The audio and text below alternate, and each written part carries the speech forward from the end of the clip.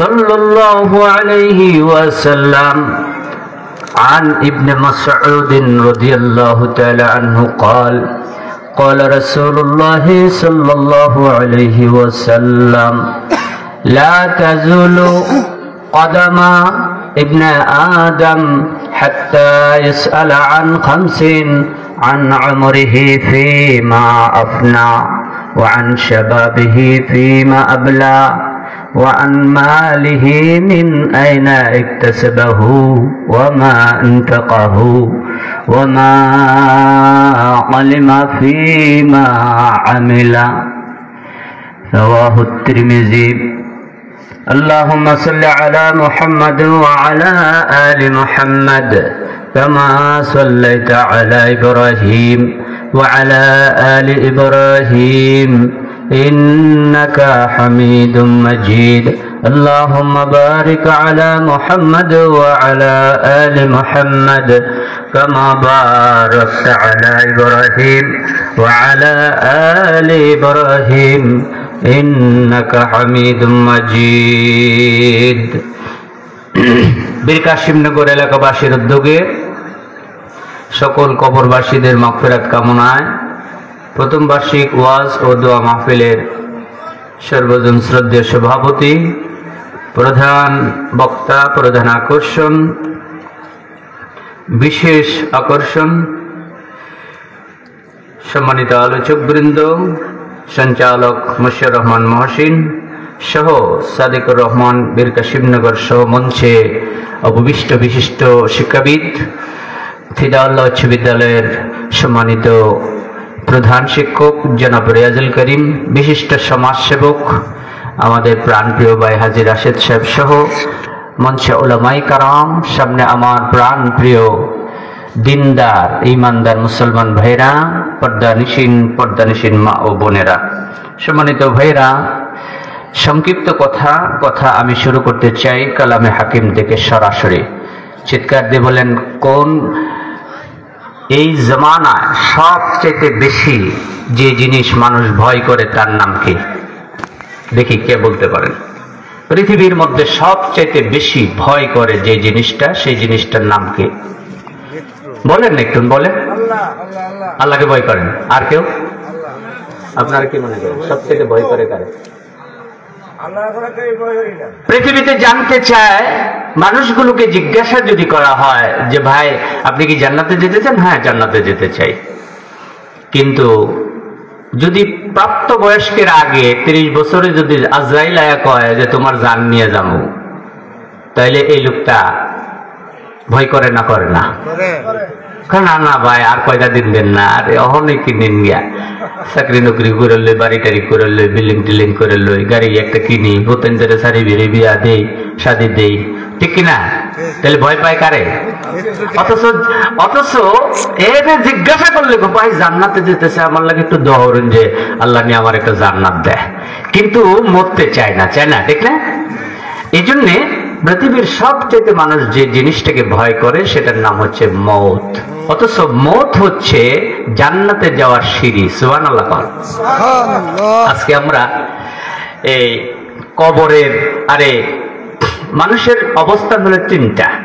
এক হলো জন্ম থেকে নিয়ে দুনিয়া পর্যন্ত একটা, আরেকটা হচ্ছে জন্মের পরে মৃত্যু, কবর থেকে আল্লাহর হাসর নিকাশ, হিসাব নিকাশের আগ পর্যন্ত, হিসাব নিকাশের পর থেকে আরেকটা জগৎ শুরু হয়, ঠিক না? আজকে আমরা দ্বিতীয় ধাপে কথা বলবো, সেটা হচ্ছে মৌত। কোন সম্পর্কে কথা বলবো? মৌত। মৌত হচ্ছে আরবি শব্দ, বাংলা হচ্ছে মরণ, মৃত্যু।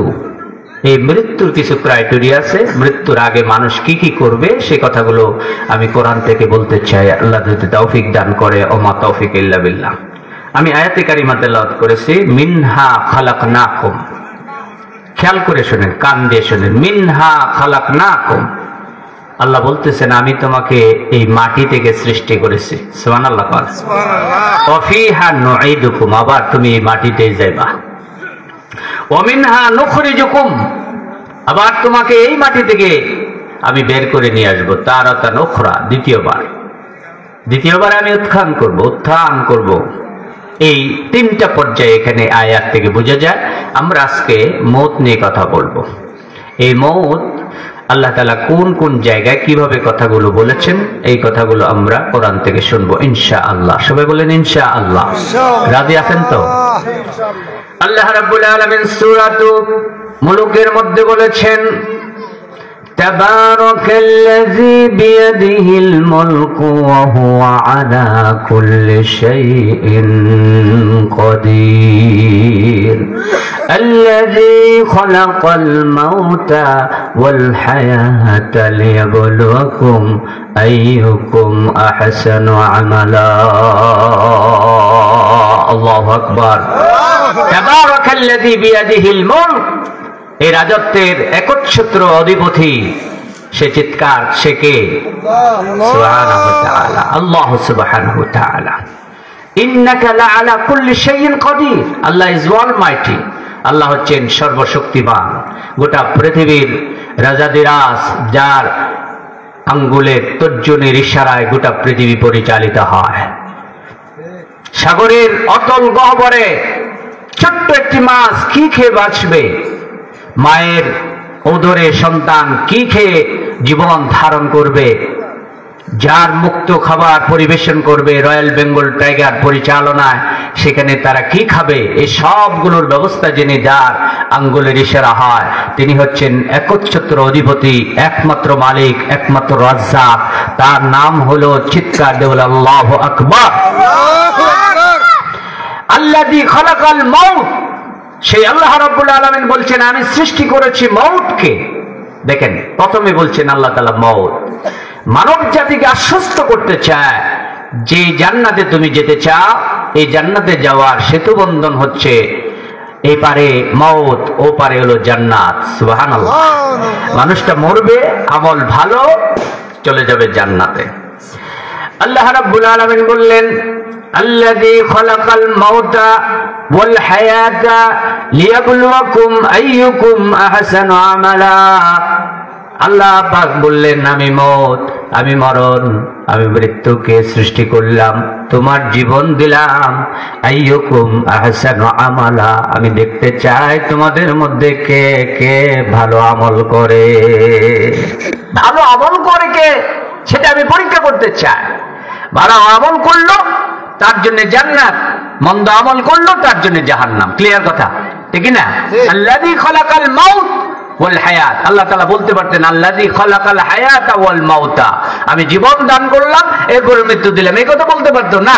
সেটা বলছে আল্লাযী খালাকাল মাউতা, মওতকে স্বীকার করো। এই মওতকে স্বীকার করলে পরে বিশ্বনবীর একটি হাদিস এর কোট দিয়ে এই তিনটা আয়াত এবং আল্লাহর নবীর একটা বর্ণনা একসাথে করে দুই চারটি কথা বলতে চেষ্টা করব। বিশ্বনবীজি বলছেন, আন ইবনে মাসউদ রাদিয়াল্লাহু তাআলা আনহু থেকে বর্ণিত। ইবনে মাসউদ রাদিয়াল্লাহু তাআলা আনহু খুব লম্বা চড়া মানুষ ছিলেন, অনেক লম্বা, পা গুলো ছিল একেবারে চিকন চিকন, লম্বা ছিলেন, পা গুলো ছিল চিকন চিকন। উনি মনিবের, মাসউদ রাদিয়াল্লাহু তাআলা আনহু মনিবের ছাগল চড়াতেন। বিশ্বনবী আর মুহাম্মদুর রাসূলুল্লাহ সাল্লাল্লাহু আলাইহি ওয়াসাল্লাম আর আবু বকর দুইজনে মিলে দাওয়াতি কার্যক্রম বেরিয়েছেন। বেরোতে বেরোতে দাওয়াত দিতে দিতে এক পর্যায়ে বিশ্বনবী একটু ক্লান্ত শ্রান্ত হয়ে বললেন, দোস্ত আবু বকর, অনেকক্ষণ ধরে হাঁটাহাঁটি করলাম, আমি শ্রান্ত হয়ে পড়েছি, চলো মরু প্রান্তরে ওইখানে ছাগল চড়াচ্ছে একটা লোক, তার কাছে গিয়ে আমরা একটু বসছি। বিশ্বনবী বললেন, ঠিক আছে চলেন। গেলেন, গিয়ে দেখতে পেলেন আবু বকর তার ছোট্টবেলার বন্ধু মাসউদ সেখানে ছাগল চড়াচ্ছে। বিশ্বনবীকে বললেন, ইয়া রাসূলুল্লাহ, মাসউদ আমার দুস্থ মানুষ, দ্বীনের পথে এখনো আসে না, ইসলাম কবুল করে নাই। মাসউদের এখানে 360টি মেষ ছিল যা মনিবের ছাগল চড়াতেন। সেখানে একটি ছাগলও সাগীয় দুগ্ধ দহনের মতো পরিবেশ হয় নাই। বিশ্বনবী ক্লান্ত শ্রান্ত বললেন, মাসউদ, তুমি যদি অনুমতি দাও, আমরা তো ক্লান্ত হয়ে পড়েছি, তা আমরা কিছু খেতে চাই। পরে বলল যে এই মরু প্রান্তরে কি খাবেন, কিছু খাওয়ার তো সুযোগ নাই। ইবনে মাসউদ বললেন, সাক্ষ্য আল্লাহর নবীজিকে অনুমতি দেওয়া হলো। বিশ্বনবীজি অনুমতি নিলেন, বললেন তোমার একটা ছাগি নিয়ে আসো আমার হাতের কাছে। বিশ্বনবীর হাতের কাছে ছাগিটা নিয়ে আসা হলো। আমার কথা কি বুঝতে পারতেছেন? ছাগি নিয়ে আসা হলো। ছাগি বাচ্চা দেয় নাই, কিন্তু উলান তৈরি হয়েছে। আল্লাহর নবীজি হাতির বরকতে উলানটার মধ্যে মাসে করলেন, আর সাথে সাথে উলানটা দুগ্ধ ভরে গেল। বিশ্বনবীজি বললেন, মাসুদ তোমার কাছে বালতি আছে নাকি, দাও। বালতি দেওয়া হলো, মস্ক দেওয়া হলো। বিশ্বনবী নিজে দুগ্ধ দহন করলেন। এক পেলা দুধ শেষে মাসুদকে খেতে দিলেন। আরেক পেলা দুগ্ধ করার পরে আবু বকরকে খেতে দিলেন। আরেক পেলা দুগ্ধ দহন করে বিশ্বনবী নিজে দুগ্ধ পান করলেন। সুবহানাল্লাহ। আল্লাহর নবীজি আরেক পেলা দুগ্ধ মাসুদকে দান করে আসলেন। মাসুদ অবাক হলেন। বিশ্বনবী আর আবু বকর সামনের দিকে হাঁটা শুরু করলেন। মাসুদ এবার চিন্তা করলেন, দেখি ওই ছাগি তো কোনো সময় বাচ্চা দেয় নাই, কিভাবে দুগ্ধ দহন করলো, আমি চেষ্টা করে দেখি দুগ্ধ কি দহন করা যায় কিনা। মাসুদ নিজে চেষ্টা করলেন, দেখতে পেলেন না, আর দুগ্ধ আসতেছে না, দুগ্ধ দহন করা যাচ্ছে না। মাসুদ অবাক হলেন, এমন একজন মানুষ যার হাতের ছোঁয়ায় যেই ছাগি বাচ্চা দেয় না, দুগ্ধ দহন করতে পারে, সে তো আসলে কোনো দুনিয়ার কোনো মানুষ নয়, সে তো হলো আকাশের ফেরেশতা। ওই ব্যক্তি যে দাওয়াত দেয় কালেমা তৈয়্যিবার, আমি তার হাতে হাত রেখে ঈমানদার হয়ে যাব, পড়ে নিব লা ইলাহা ইল্লাল্লাহু মুহাম্মাদুর রাসূলুল্লাহ।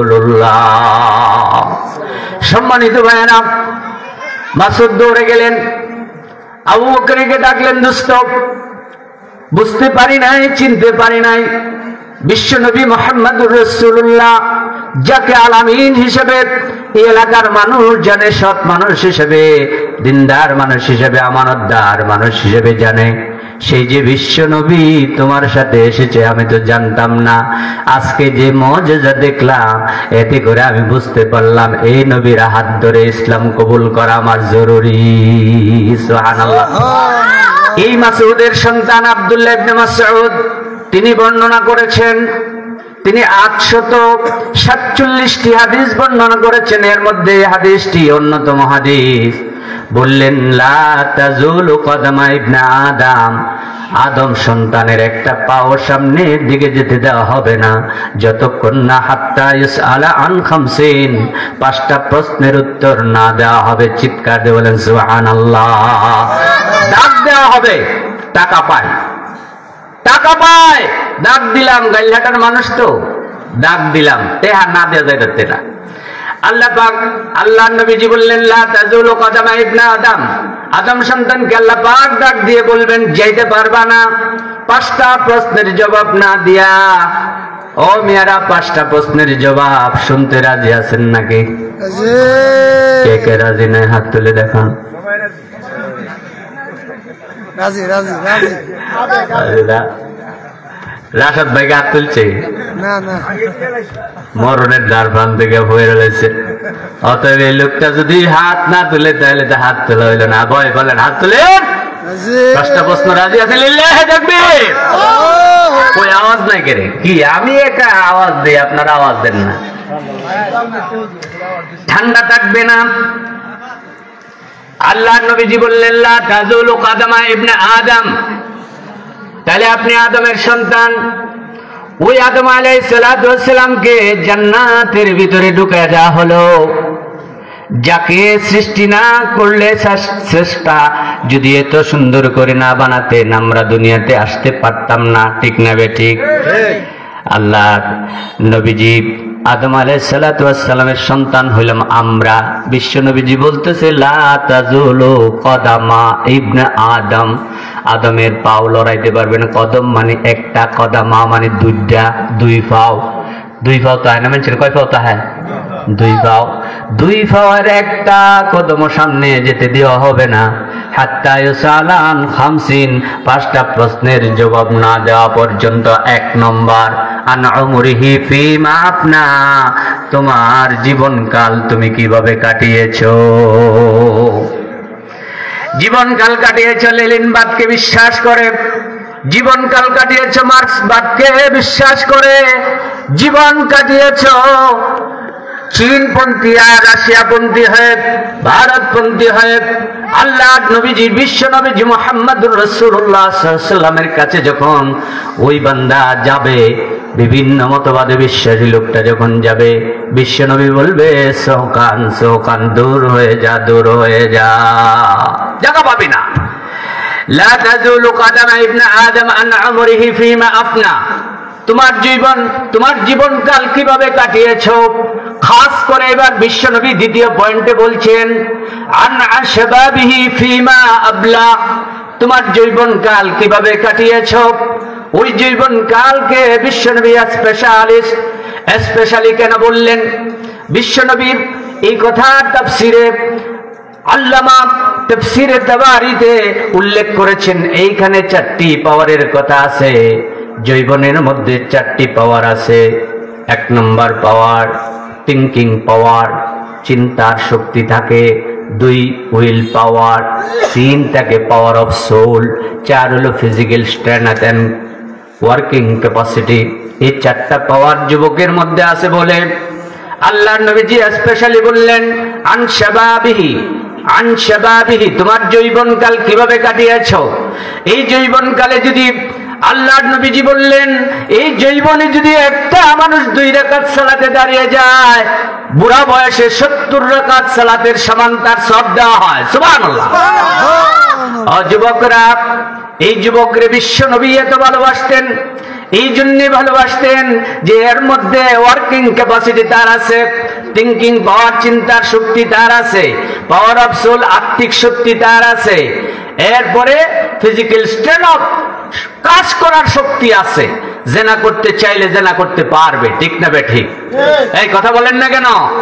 চুরি করতে চাইলে চুরি করতে পারবে, যদি 1 বন্যা বস্তা উঠাতে চায় উঠাতে পারবে। কিন্তু 70 বছরের বৃদ্ধকে যদি সুন্দরী অপয়া একজন রমণীকে দেওয়া হয়, এরপরও সে হয়তো নাউজুবিল্লাহ কুয়ে বাইতে হইতে পারে।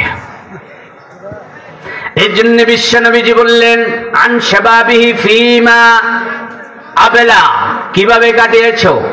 ওই জীবনের শুরুতে যদি তুমি কি সালাতে দাঁড়িয়ে যাও, ওই সালাত তোমাকে এমন শিক্ষা দিয়ে দেয়, নিয়মানুবর্তিতা শিখায়, সময়ানুবর্তিতা শিখায়, নেতৃত্ব শিখায়, আনুগত্য শিখায়। ওই সালাতের মাধ্যমে বিশ্বনবী মুহাম্মদুর রাসূলুল্লাহ সাল্লাল্লাহু আলাইহি সাল্লাম ট্রেনিং দিয়ে সুন্দর যুবকে পরিণত করতে পেরেছিলেন, ঠিক না বেঠি? বিশ্বনবী যুবকদেরকে ভালোবাসতেন। যুবক হযরতে উমাইর বিন হুমাম এইরকম মজলিসে বিশ্বনবীজি বলছেন, যে ব্যক্তি আল্লাহর জমিনে দিন কায়েমের জন্য তার তল্পা বাহক সহ যুদ্ধের ময়দানে কাফেরদেরকে কচুকাটা করে ইসলামের নিশানকে উড্ডীন করার জন্য যারা ঝাঁপিয়ে পড়ে, আল্লাহ রাব্বুল আলামিন ওই লোকটাকে জান্নাত, এই দুনিয়ার 10টা সমান জান্নাত দেওয়া হবে। সুবহানাল্লাহ। যখন এই কথা বলছে, যুবক ওইখানে দাঁড়িয়ে খেজুর খাচ্ছিল। উমাইর বিন হুমাম, আমি প্রায় বলি এই কথাটা, যুবকরা খেজুর খাচ্ছিল, লম্বা সত্তা খেজুর। বিশ্বনবী যখন বলছে এই রকম ফয়সালা দিচ্ছেন, তখন বলছি ইয়া রাসূলুল্লাহ, এটা কি আমার জন্য আছে? আল্লাহর নবী বলছে হ্যাঁ তোমার জন্য এটা। বিশ্বনবী বললেন তোমার জন্য, তুমি যুবক, তোমার জন্য টকবকে যুবক, তোমার রক্ত পাখা, এই রক্ত যদি আল্লাহর জন্য দিতে পারো, বিশ্বনবীজি বললেন আকাশ জমিন বরাবর সমান একটা জান্নাত দেওয়া হবে।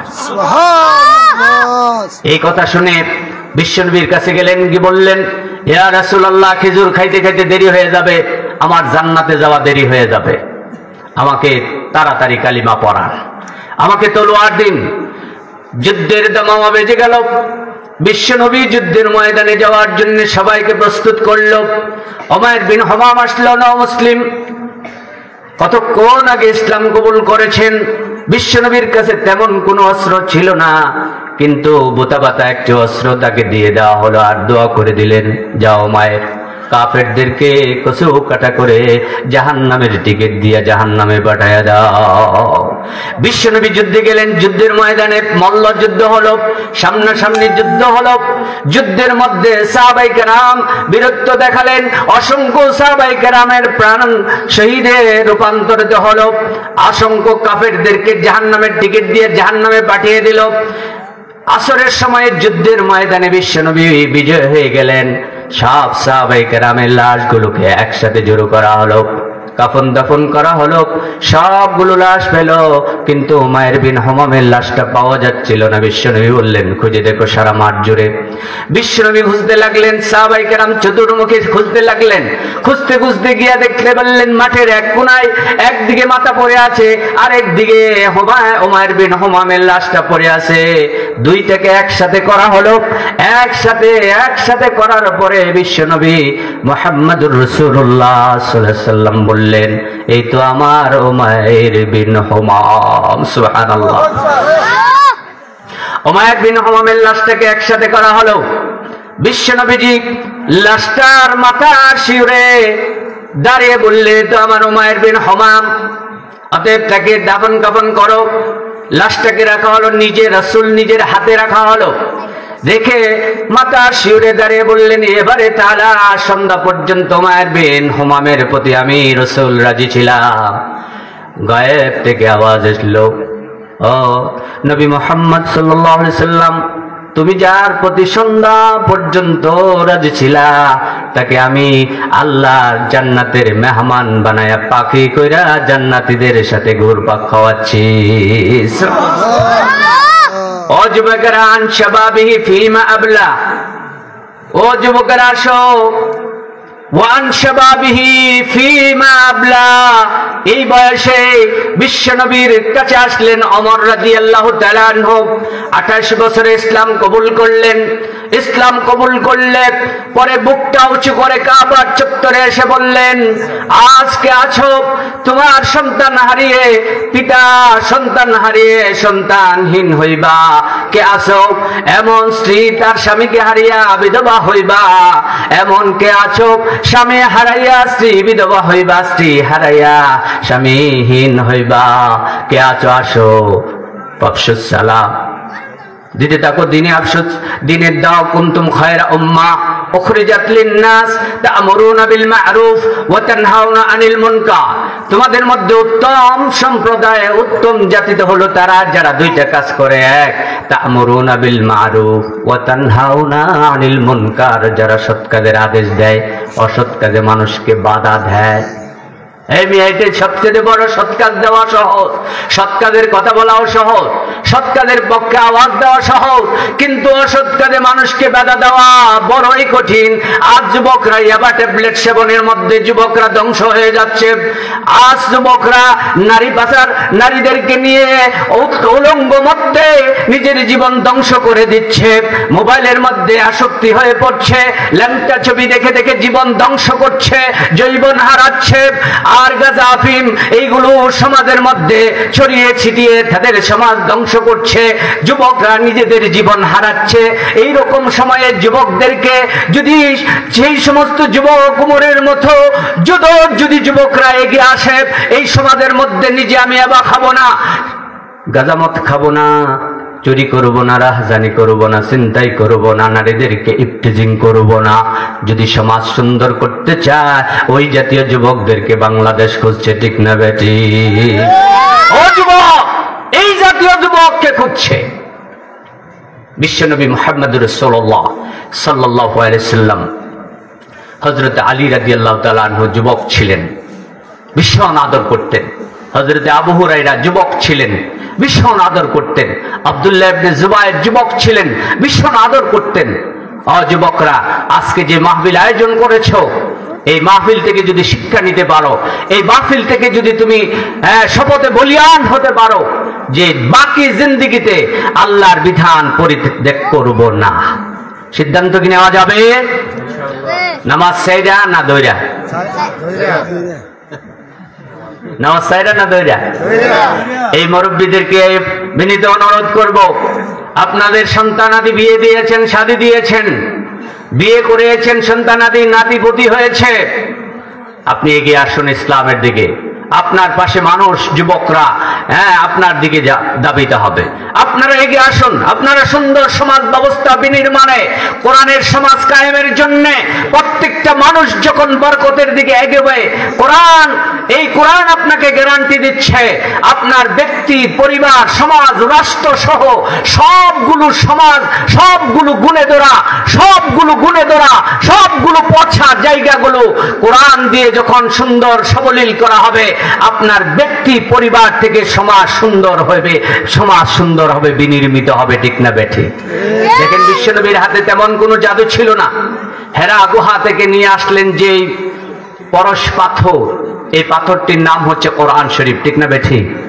সেদিন এই মাঠেই বলছিলাম, এই কোরআনের পাথর কোরআনের কাছে আসলে পরে জিরু মানুষটা হিরোতে পরিণত হয়ে যায়। এই কোরআনের সাথে বেয়াদবি করলে পরে হিরো মানুষটি জিরোতে পরিণত। কোথায় আছে? সূরা তাহা 124। ومن أعرض عن ذكري فإن له معيشة ضنكا ونحشره يوم القيامة أعمى। এই কোরআনের সাথে যারা বেয়াদবি করে, কোরআনের বিধান থেকে যাদের মুখ ফিরায় নেয়, কোরআনের আইন থেকে যাদের মুখ ফিরায় নেয়, আল্লাহ ওয়াজ করছেন, ফাইন্না লাহু মাঈশাতান দানকা, দুনিয়ার জমিন তার জন্য ছোট করে দেওয়া হয়, সংকীর্ণ করে দেওয়া হয়। এক নম্বর ক্ষতি। দুই নম্বর, ওয়া নাহশুরু ইয়াউমাল কিয়ামাতি আমা, কিয়ামতের দিন তাকে অন্ধ করে উঠানো হবে। এখানে একটা ভুল ব্যাখ্যা, সমাজে ভুল মেসেজ আছে। বলা হয়েছে হাফেজ সাহেবরা নাকি কোরআন শরীফ না পড়লে হেরে কিয়ামতের দিন অন্ধ করে উঠাবে। নাউজুবিল্লাহ মিন যালিক। আল্লাহ কি কইতেছে আর ও কি কইতেছে? আল্লাহ বলতেছে, এই কোরআন গোটা জাতির বিনির্মাণের জন্য এক পরশ পাথর নাজিল করেছি। হযরত ওমর ফারুক জাহান্নামের লাকড়ি হতো, সেই ওমর ফারুক কোরআনের কাছে আসছে পরে জান্নাতের টুকরায় পরিণত হয়ে গেছে। হযরত ফাতিমাতুজ জাহরা রাদিয়াল্লাহু তাআলা আনহা এই কোরআনের কাছে আসছে পরে সাইয়্যিদাতুন নিসায়ে আহলিল জান্নাত, জান্নাতের সর্দারিনী হয়ে গেছে। হযরত উম্মুল মুমিনিন আয়েশা সিদ্দিকা রাদিয়াল্লাহু তাআলা আনহা গোটা দুনিয়ার অর্ধেক জ্ঞান মহিলাদের মধ্যে যাকে দেওয়া হয়েছে সে হচ্ছে আয়েশা সিদ্দিকা রাদিয়াল্লাহু তাআলা আনহা। সেই রকম বীজ বপনের জন্য মা বোনদের এই ক্যারেক্টারিস্টিক, চারিত্রিক গুণাবলীকে সুন্দর করতে হবে। বিশ্বনবী মুহাম্মদুর রাসূলুল্লাহ সাল্লাল্লাহু আলাইহি ওয়াসাল্লামের স্ত্রীগণদের একটা স্ত্রীর কথা বলেই আপনাদের মাঝে শেষ করতে চাই এইভাবে কথাগুলো। সেই জন্য হযরতে উম্মাহাতুল মুমিনিন আয়েশা সিদ্দিকা রাদিয়াল্লাহু তাআলা আনহা যুদ্ধের মধ্যে শামিল হয়েছেন বিশ্বনবীর সাথে। প্রাকৃতিক কাজ সারার জন্য একটু দূরে গেলেন, সেখান থেকে তার গলার হার হারিয়ে গেল। শুনতে পাচ্ছেন? 40 শেষ করতে হবে, এটা তো আমার আর 2 মিনিট আছে, এটা তো বলা যাবে না। আল্লাহ তাআলা বললেন, আচ্ছা এটা বলা যাবে না, আমার পরের কথাটা বলে ফেলি। এটা বেটা সময় বাড়াই দিবেন 5 মিনিট। হ্যাঁ, আমি তো একটু মাহফিলে আসলাম, ভাবি পরে কথা বলতেছে। হ্যাঁ,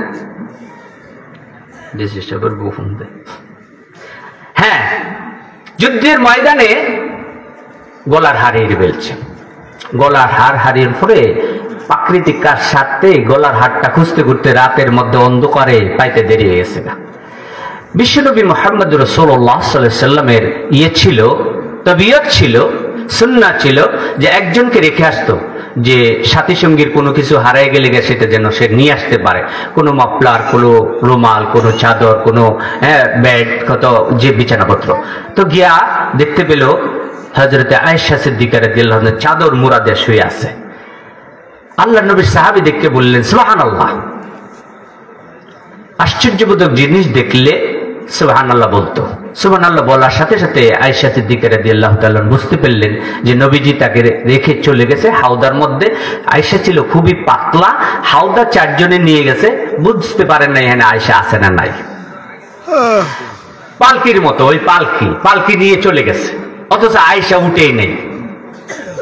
আল্লাহর নবীর স্ত্রী আয়েশা তার সাহাবী কে বললেন যে আমার প্রাকৃতিক কাজ সারার জন্য একটু এদিকে আসছিলাম, আসার পথে আমার গলার হার হারিয়ে গেছিল, একটু ফর্সা হয়েছে, পরে পাইছি, তাহলে চলেন এখন চলে যায়। তখন ওই সাহাবীর সাথে করে যুদ্ধের ময়দানে অন্য তাবুর কাছে গেছিল। সেইখানে মুনাফিকরা ওই দিকটা কুৎসা রটনা শুরু করে দিল যে বিশ্বনবীর স্ত্রী অমুক সাহাবীর লগে রাতের বেলা আসছে।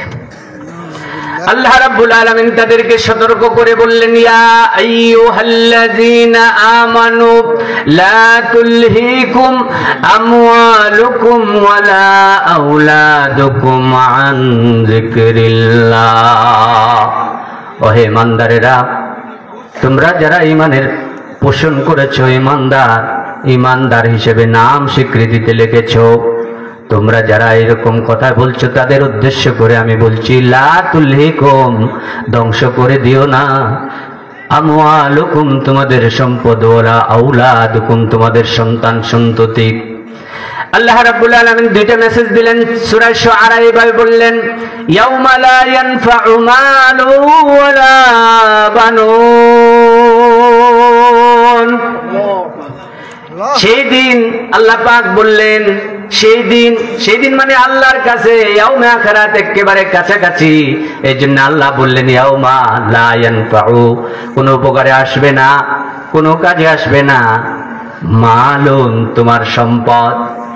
তৎকালীন মানুষ চিন্তা করলো, মালে যেহেতু কাজে আসতেছে না, হয়তো বা সন্তানাদি কাজে আসবে, আমার তো 8টা সন্তান আছে। আল্লাহ পাক বললেন, না না, ওয়ালা বানুন, তোমার সম্পদ কাজে আসবে না, তোমার সন্ততিও কাজে আসবে না, তোমার কাজে আসতে হলে আমার গোলামি করা লাগবে। চিৎকার দিয়ে বলে সুবহানাল্লাহ, আমার গোলামি করা লাগবে, আমার গোলামিতেই তোমার মুক্তি, আমার গোলামির বাইরে তোমার কোনো মুক্তি নাই। বিশ্বনবী মুহাম্মদ রাসূলুল্লাহ সাল্লাল্লাহু আলাইহি ওয়াসাল্লাম এই আয়াতের প্রেক্ষিতে মুনাফিক যারা ইসলামের নাম দেয়, ইসলামের ধারক মুমিন নাম দেয়, আমি বলি তারা ভোটার লিস্টের মুমিন, আল্লাহর দপ্তরের মুমিন হতে পারে না। মুনাফিক হলো আয়াতুল মুনাফিকের সালাস, যার মধ্যে 3টা কোয়ালিটি পাওয়া যাবে। হ্যাঁ হলো মুনাফিক, এক, ইজা হাদ্দাসা কাযাবা, যখন সে কথা বলে মিথ্যা বলে, ওয়া ইজা ওয়াদা আখলাফা, যখন ওয়াদা দেয় খেলাপ করে। প্রিয় ভাইরা, এই 2 নম্বরে আমার কথা। আল্লাহ রাব্বুল আলামিন আপনাকে জিজ্ঞাসা করা হয়েছে, আলাস্তু বিরাব্বিকুম, আমি কি তোমাদের প্রভু না? খেয়াল করেন, আল্লাহ আদমের ওয়াহে জিজ্ঞাসা করেছিলেন, সেই দিন আপনি সমস্বরে বলেছিলেন, ক্বালু বালা, ও আল্লাহ আপনি আমার প্রভু, আপনারে ছাড়া আমি রব মানি না, আপনার ছাড়া আমি রিজিকদাতা মানি না, আপনারে ছাড়া আমি ইলাহ মানি না, আপনাকে ছাড়া আইনদাতা মানি না, আপনাকে ছাড়া কোনো শাসনকর্তা মানি না, এই কথা বলে আসছিলেন। আজকে যদি দুনিয়ার জমিনে আপনি 2 পা এই নাক আর কপালকে আল্লাহর জন্য সিজদায় নিমজ্জিত করতে না পারেন, আপনি তাহলে আল্লাহর সেই ওয়াদা ভঙ্গকারী হিসাবে দুনিয়াতে চলছেন না? আসুন আমরা সেই ওয়াদা পালন করি। ওয়াদা আখলাফা ওয়া ইদা তুমিনা খানা, যখন কোন আমানত রাখা হয় খেয়ানত করে। প্রিয় ভাইরা, সেই কথাই শেষ করতে চাই। আন শাবাবিহি ফিমা আবলা, তোমার যৌবনকাল কিভাবে কাটিয়েছো? এই যৌবনকালে যদি আল্লাহর রাহে দাঁড়িয়ে যাও, এই যৌবনকালে যদি অন্যায়ের বিরুদ্ধে প্রতিবাদী হও, এই যৌবনকালে যদি সালাতে দাঁড়িয়ে যাও, এই যৌবনকালে যদি তুমি ন্যায়ের পথে সুউচ্চ কণ্ঠে লিল্লাহে তাকবীর বলো, এই ধ্বনি দাও, তাহলে তোমার জিন্দেগীর সব গুনাহ আল্লাহ তাআলা মাফ করবেন বলে ওয়াদা দিয়েছেন। 2 নম্বর, আল্লাহর জান্নাতে আপনাকে স্থান করে দিবে বলে ওয়াদা দিয়েছেন। ওয়ানফিকু মিম্মা রাযাকনাকুম মিন ক্বাবলি আন ইয়াতি আহাদাকুমুল মাউত, এই মউত আসার আগেই আল্লাহর রাহে আপনার জীবনের অর্জিত সম্পদ খরচ করুন। খরচ করলে কি হবে? আন তুকরিদুল্লাহ কারদান হাসানা ফায়ুদাইফাহু লাহু, যে ব্যক্তি আল্লাহর রাস্তায় খরচ করে তাকে ডাবল আল্লাহ তাআলা দিবেন। সুবহানাল্লাহ। আল্লাহু গফুর রহিম, আল্লাহ তাআলা হলো ক্ষমাশীল, আল্লাহ ধৈর্যশীল। আল্লাহ তাআলা আমাদেরকে ওয়ান মালিহি, তোমার মাল কিভাবে খরচ করো, কোন দিকে ব্যয় করো, কোন দিকে কামাই করেছো। 5 নম্বর হলো ওয়ান আলিমা ফিমা আলিমা, যা শিখেছো তার উপর আমল করেছো কিনা। যা শিখেছো, আজকে যা শিখছো এই শেখার উপরে আমল করেছো কিনা। আল্লাহ তাআলা আমাদের সবাইকে এই যে 5টি প্রশ্নের উত্তর দেওয়ার জন্য প্রস্তুতি গ্রহণ করার তৌফিক দান করুক। কবরে যখন মানুষ যাবে 3টা প্রশ্ন করা হবে। মার রাব্বুক, তোমার প্রভু কেডা। ওমান দীনুক, তোমার জীবন ব্যবস্থা কি ছিল, লাইফস্টাইল কি ছিল। লাইফস্টাইলটা তুমি পরিবর্তন করো, লেলিন মার্ক্সবাদের লাইফস্টাইল পরিবর্তন করো, দিনদার ইমানদার মুত্তাকিদের লাইফস্টাইল গ্রহণ করো। ওমান হাজার রাজুলুল্লাযী বুইসা ফীকুম, তোমার মাঝে যে বিশ্বনবী আসছিল, বিশ্বনবীর পরে যারা দাওয়াতি মিশন নিয়ে কাজ করছে তাদের পক্ষে তুমি আওয়াজ তুলেছিলে কিনা, তাদের সাথে ছিল কিনা। যদি সাথে থাকো, মৌতে যখন কবরে যখন রাখা হবে, বিসমিল্লাহি ওয়া আলা মিল্লাতি রাসূলিল্লাহ, বিশ্বনবী নিজের হাতে ওই লাশটাকে গ্রহণ করবেন। লাশটাকে গ্রহণ করে সাক্ষী দিবেন, আল্লাহ এই বান্দা গোটা জিন্দেগীর লোভ লালসা মোহ সবগুলো ত্যাগ করে আমার রাস্তায় ছিল, আমার দিনের পথে ছিল, আমার রাস্তায় ছিল, আমার নবীর আওয়াজকে বড় করেছিল। আল্লাহ তুমি তোমার আওয়াজকে বড় করেছিল। ও রাফানা লাকা যিকরাক, আপনার জিকির যেমন আমার জিকির যেমন সারা পৃথিবীতে ছড়িয়ে দিয়েছিল, সেইভাবে তার জিন্দেগীর পুরোটা সময় আমার জিন্দেগীর অনুযায়ী চলে। আল্লাহ তুমি যে তোমার জিন্দেগীকে, তোমার আওয়াজকে, তোমার বুলন্দকে তোমার সমাজ বিনির্মাণে কায়েম করছে। আল্লাহ তাআলা এই যুবকগুলোকে কবুল করো, সকলে বলুন আমিন। এই মাহফিলে যারা আসছেন বসছেন সবাইকে আল্লাহ তাআলা কবুল করো, সকলে বলো আমিন। হাযা মান ইনদি ইলমুস সাওয়াব ইনদাল্লাহ। আসসালামু আলাইকুম ওয়া রাহমাতুল্লাহ। আমার পরে অনেক বক্তা বৃন্দ আছে, তারা কথা বলবেন, তাদের কথা শুনে যাবেন। আল্লাহ তাআলা তৌফিক দান করুক। আসসালামু আলাইকুম ওয়া রাহমাতুল্লাহ। আলাউদ্দিন আইএমসি মিডিয়া কুরআন হাদিসের কথা বলে, সত্যের দিকে আহ্বান করে। Alauddin IMC media.